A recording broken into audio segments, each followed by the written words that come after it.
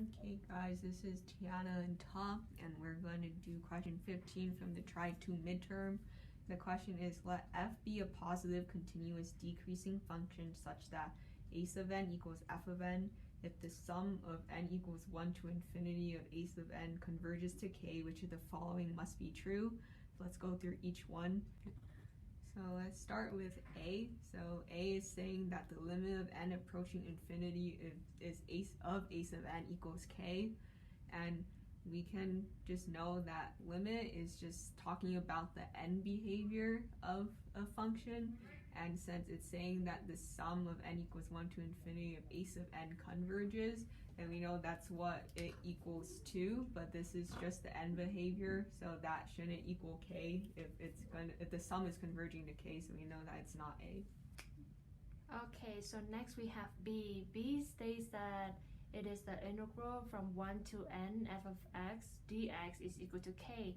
We know there's something wrong with this integral because usually we see that this is infinity, not n, so we can automatically cross this out.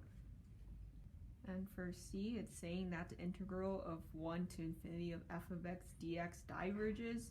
We can automatically know that that's not right, because if the sum of a sub n converges, then the integral cannot diverge, so we know that it's not C. Okay. So we'll continue to D. D says that it is the integral from 1 to infinity f of x dx converges. This is true since the summation of a of n also converges. So we will consider this choice. Let's move to E.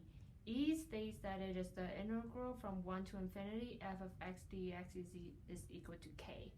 We know that the summation of a of n is only an approximation, meaning you only add, let's say 1 plus 2 minus 3 plus 4, that's that. But in order for it to equal k, meaning that the integral from one point to another point must equal that number, and that number must be a true area, and it's not just only an approximation. So D makes the most sense. So now that you generally know how to do these problems, this is one that we made for you. It says let f be negative, continuous, and increasing such that b sub n equals f of n if the sum of n equals 1 to infinity of b sub n converges to k, which of the following is the best answer.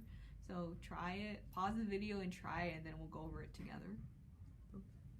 So hopefully you guys tried it on your own. So here we have A. A says the limit as n has towards infinity of b of n converges. This is true, but let's just keep going to the next one to see. Okay, so for B, it's saying that the integral of 0 to infinity of f of x dx converges, but because we know that the summation starts at 1 and then the integral starts at 0, this can't be true. So let's do C. C says the integral from 1 to infinity f of x dx converges. So like the last problem that we did on the midterm, this is true because we know the summation of n is equal to 1 to infinity b of n converges, meaning the integral of f of x must converges also. Okay, so we're looking at D now, which says the integral of 1 to infinity of f of x dx equals k.